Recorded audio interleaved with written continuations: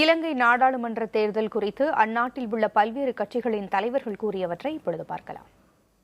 We of the United National Front, a group representing a cross-section of political parties and civil society and contesting under the United National Party, is confident of victory that we can consolidate the January 8th revolution.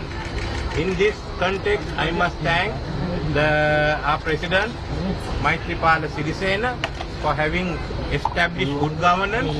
We have to thank the Commission of Elections for upholding the election law.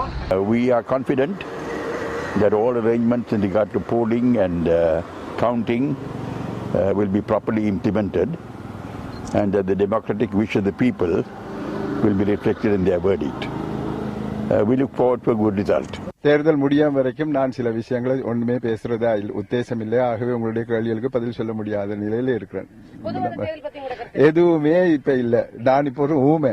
மக்களுக்கு ஒரு தெளிவான கொள்கை விளக்கம் 2001 எப்படி இருந்ததோ அதே போன்று 2004 இருந்ததோ இந்த தேர்தலிலும் அந்த விளக்கம் நிச்சயமாக இருக்கும். அந்த அடிப்படையில் தான் மக்கள் வாக்களிப்பினம்.